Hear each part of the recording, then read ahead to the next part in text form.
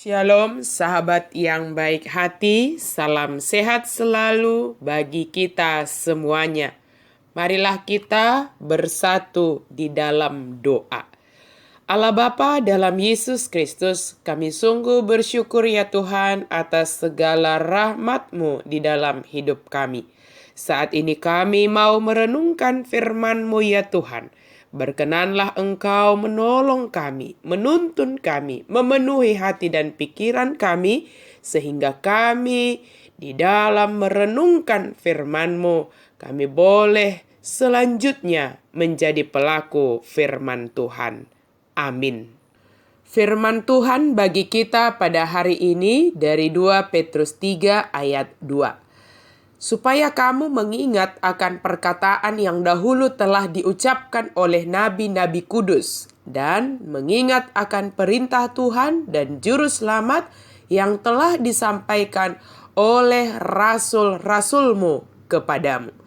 Asa diingot tamu, hata akan naung hinatahon niakka panurirang nabadiai, nang patik ni Tuhan, jala si paluai, ima binaritahon ni akka apostel muna.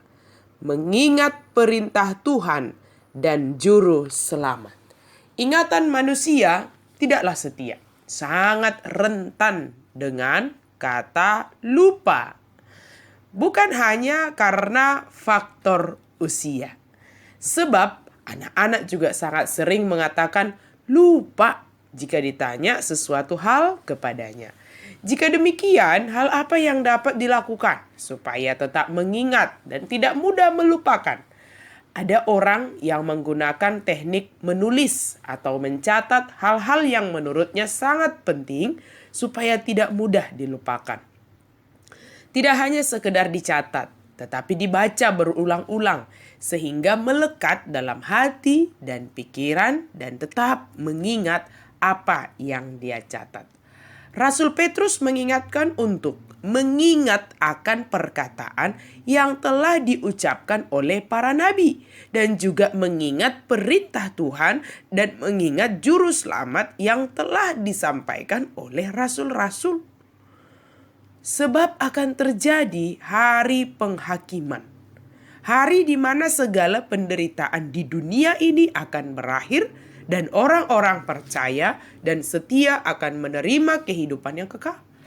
Sementara para pengejek dikatakan, jika kita baca ke ayat selanjutnya begitu ya, yang merendahkan, yang menghina orang-orang yang setia kepada Yesus Kristus akan menerima bagiannya dari Sang Hakim Agung, yaitu Yesus Kristus. Perkataan ini sudah disampaikan sejak dari zaman para nabi. Maka tidak ada alasan untuk mengatakan bahwa ini belum ada disampaikan oleh Allah. Kitalah yang sering melupakan apa yang telah disampaikan kepada kita. Kedatangan hari Tuhan itu pasti. Soal tibanya kita tidak tahu kapan dan bagaimana.